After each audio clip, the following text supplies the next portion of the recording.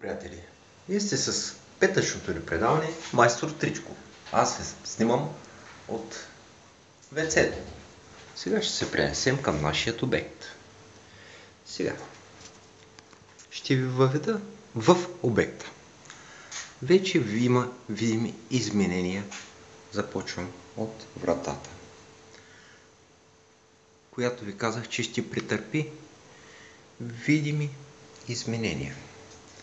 Виждате, вече има первази, външни, вътрешни, оплътнителни первази с уплътнителна лента. Стените са боядисани, както се забелязва. Таваните все още са с плоскости. Не знам предния път дали бяха точно така, когато ги видяхте.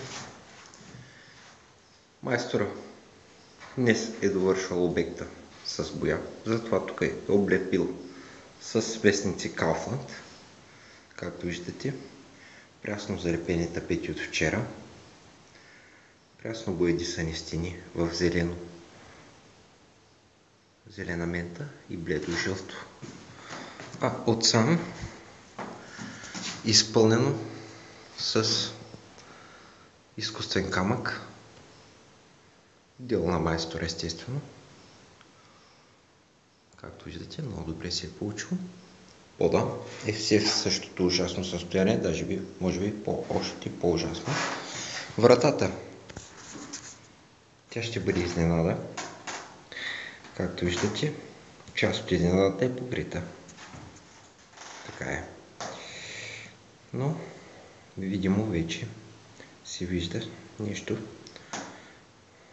какво точно би представлявало. При пония тепърва предстоят бойчийски работи, с които майсторът днес ще започне.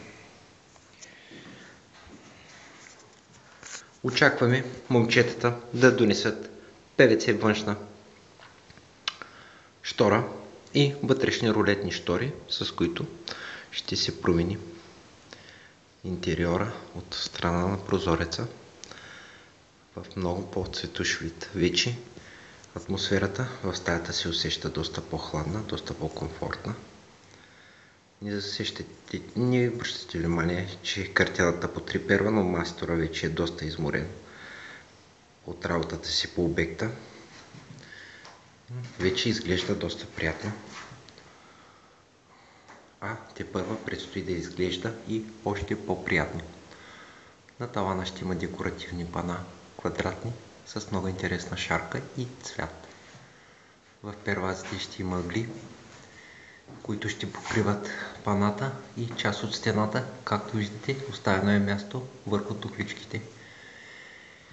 На пода също ще има, след шлайфането, первази във всички ъгли по стаята. Ето, там и там. Малко време остава на майстора, така че трябва да се позасили повече с работата. И какво да ви кажа? До нови срещи, приятели! Ще се видим в още по-променен вид на стаята. Надявам се да ви хареса. Довиждане!